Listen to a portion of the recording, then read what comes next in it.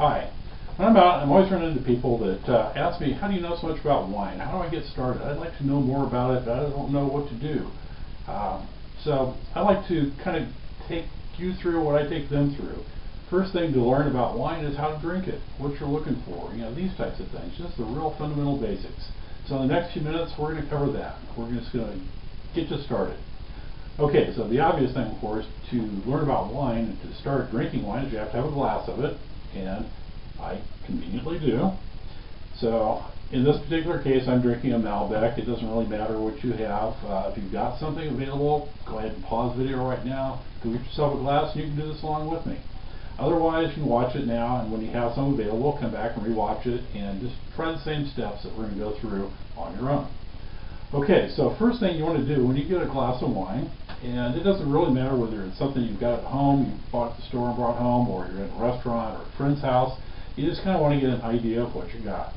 So the best way to do that is to literally just look at it. Now, this is a red wine. It's a very dark one. Some reds are lighter than others. This one's pretty dark. It kind of overfilled the glass, but that's a different issue. Okay, so what you want to do is kind of hold it at this angle, and either on top of a really light colored countertop or table or something like that, or if you don't have that available, just get a plain sheet of white paper.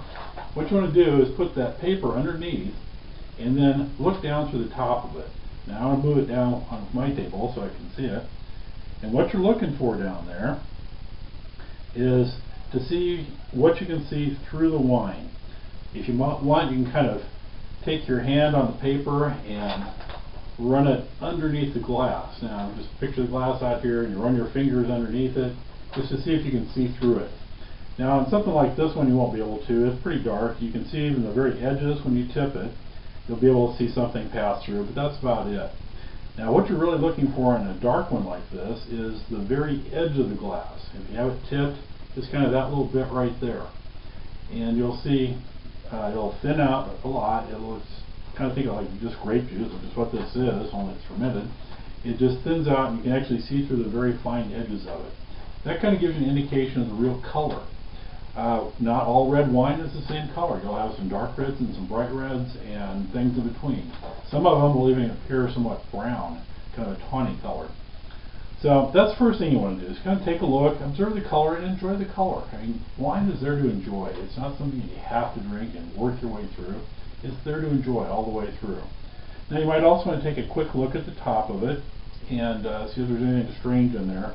You might see some dust or possibly little bits of cork if that fell out when it was being opened. Dust would probably be from the glass, so nothing to worry about. If it's a lighter wine like a white where you can actually see through it, or should be able to, if you want to check to see if it's cloudy, that can tell you some things about it. But the main thing is on a good white wine, you should be able to see all the way through it, just as if you're looking through a glass of clean water. Except it'll have a tint to it, and that's fine, it should have that. Okay, so the next thing, after you've looked at it, you want to stick your nose in there and smell it. But before you do that, it's kind of a trick to this. Put your glass on a flat surface like a table, and then you want to just twirl it around. What you want to do is get it so as you're twirling, the liquid comes up, not quite to the top, but close to the top. So kind of get that swirling action going there. Now it's really hard to do this if you're not doing it on a table. So what you want to do is set it down and just get it spinning like that. And you can either hold on to it like I have it here, or when it's on a flat surface that's stable, some people like to do it this way and then just move their whole hand around with the wine stem in between their fingers. So I'm going to go ahead and do that. And again, you want to not get too carried away so you don't slop it all over the place. Just get enough to get kind of a deep well going into the wine itself. Now while I'm doing this, the reason for it is by doing this, you're giving air to the wine, letting it breathe and revitalize, and at the same time, a little bit is evaporating off. Well, that bit that's evaporating off is now caught in the bowl of the glass. So when it comes back up, just because the shape of the glass kind of folds itself back in, makes it very concentrated. Alright, so now, after you've done that, just stick your nose in and take a good smell. There should be different things that you'll notice, depending on the type of wine. You might You might notice something like some berries or cherry, sometimes even chocolate, leather. You can find a mustiness or a dusty smell, kind of an earthy smell in some cases. All kinds of possible scents. If it's a white wine, you might be smelling a lot of fruit, especially tropical fruit. In some cases, pineapple. You smell lime. You can smell lemon. Peaches. That's another common one. So these are all things that you might smell. Now, of course, your wine glass only has grape wine in it, or wine made from grapes, but it's still, depending on the varietal, has a lot of different characteristics that will give off. Okay, so now we're going to take a quick go back to the looking part. After you've swirled, I'm going to hold this up close, and you might be able to see what these little streams of wine coming down. Those are called legs. We're going to talk about those more in the future, but just kind of notice them. Notice how wide apart they are, and they look like little cathedral window arches, or if you look at it that way, it's the legs coming down this way, or in between would be the arch part. So you want to notice how wide they are, how far apart the legs are, things like this. And that's all I'm going to talk about on that right now. So now after you smell it, you set it down, you just another twirl or two, give it another sniff. Now, if it's a good wine, you'll probably start to smell different things. And that's just a sign that the wine's opening up and it's got some complexity to it.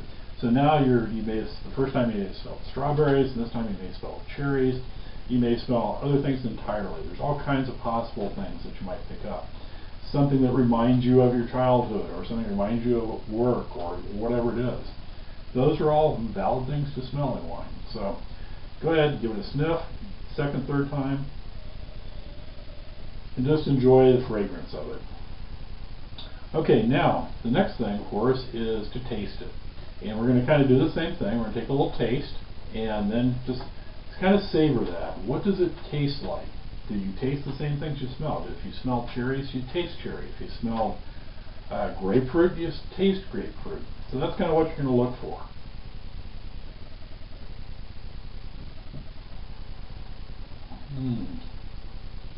Now this particular bottle I opened yesterday, so it's had plenty of time to breathe and is really drinking smoothly now.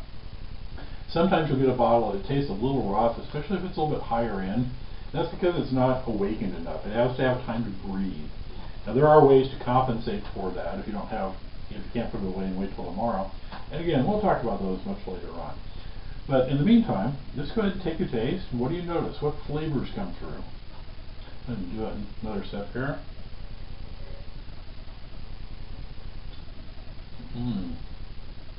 Now it's okay to kind of swish it around in your mouth. You want to taste with all parts of your tongue. There's lots of characteristics that you can notice, but at this point, I want you to just notice what you notice. If you're with someone else, a friend, boyfriend, girlfriend, husband, wife, significant other of whatever sort, go ahead and taste with them too, and then compare notes. Like, well, I tasted this, well, I tasted that. Well, now that you mentioned it, I tasted that too. And there's something I can't quite put my finger on that I taste in there. It's kind of like so-and-so. It's like, oh, to me it tastes like that. Yeah, that's what I'm tasting. That's kind of a fun thing to do, and that's what wine drinkers do a lot. We get together and we say, oh, I taste this, I taste that. Oh, I didn't taste that. Let me try again. Oh, now I taste it. No, I still don't taste that. It goes back and forth, back and forth. But it's fun. We enjoy it. So that's the basics here. I'm going to do a quick review. First of all, you want to look at it. Look at the clarity of it. If it's a lighter wine, if it's a dark wine, it's not going to be clear. That's fine. Look at the very edges when you tip the glass. See the color there. Get an idea what that's like. Look for any impurities in it that shouldn't be there, ones that didn't come from the glass itself or the environment, something that may have come out of the bottle. You're looking for that, and most of the time you're not going to find anything, so don't worry about it. Now the next thing you want to do, take a couple good sniffs of it. Some people like to take short ones, like kind of like a dog does. I can't do it very well. I like to just long inhale, and then taste it. Compare notes with your friends, or make notes to yourself. You don't have to write them down if you don't want to, but just saying, oh, I taste this, I taste that. And then sit back and enjoy. That's the whole point. Enjoy your wine. Cheers.